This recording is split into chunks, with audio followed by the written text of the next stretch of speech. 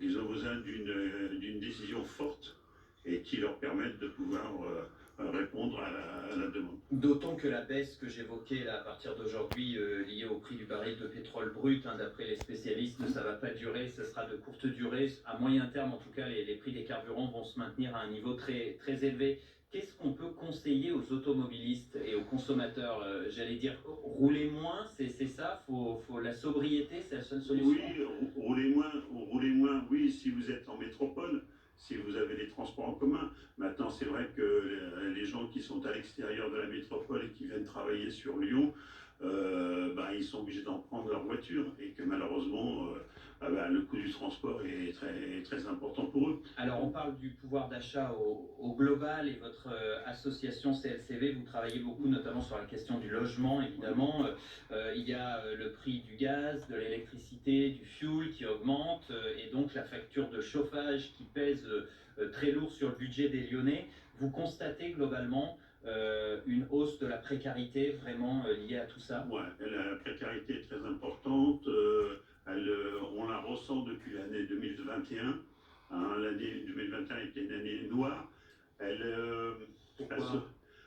noire dans le logement, hein, parce que dans le logement, c'est pas uniquement que le loyer, c'est pas uniquement que d'avoir un logement, mais c'est aussi pouvoir payer ses factures.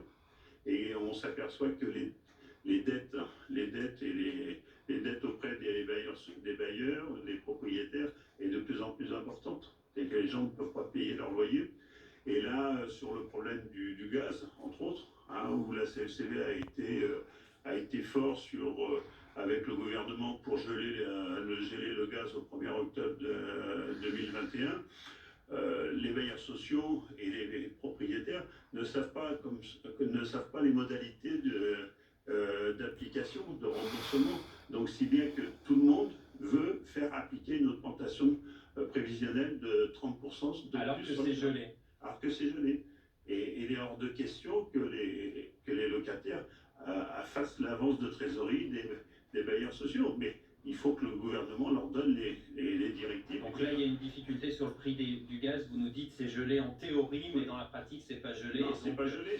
L'augmentation court toujours. Vous voyez des familles, voilà, la CLCV, qui sont, j'allais dire, serrées à la gorge, qui n'y arrivent plus. Vous avez des témoignages qui vous ont marqué? Oui, moi j'ai une famille qui a perdu du pouvoir d'achat pendant le Covid, qui a perdu un emploi, qui a en plus eu un accident de voiture, ce qui a diminué fortement ses revenus, se sont retrouvés avec 2 enfants, avec des dettes de plus de 26 000 euros, hein, chez un bailleur social, et qu'à ce jour, demain, dans la semaine, là, cette semaine, ces gens vont se retrouver à la rue.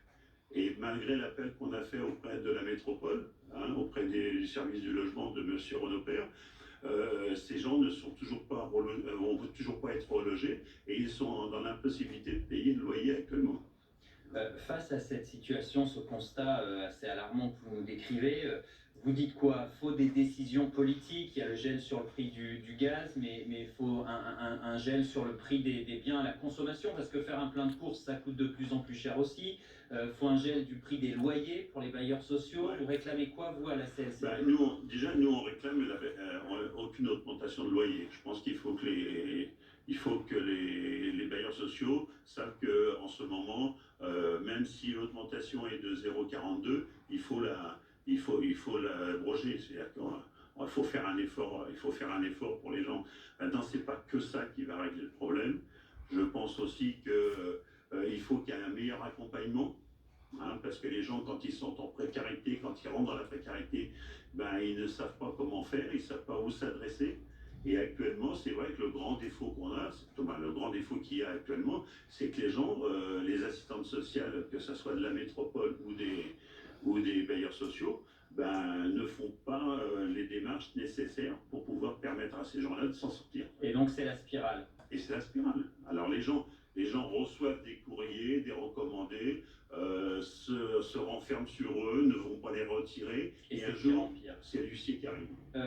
Juste ce thème du pouvoir d'achat, de la difficulté à boucler les fins de mois, à vos yeux, ça devrait être la priorité des priorités pour les candidats à la présidentielle? Ah oui, tout à fait, tout à fait. Je pense qu'il faut qu'on fasse un effort, il faut qu'il y ait un effort fait la consommation, sur les produits les plus nécessiteux, hein, où vraiment là, il faut qu'il y ait Les produits de base. les produits de base, hein, qui est incontournable.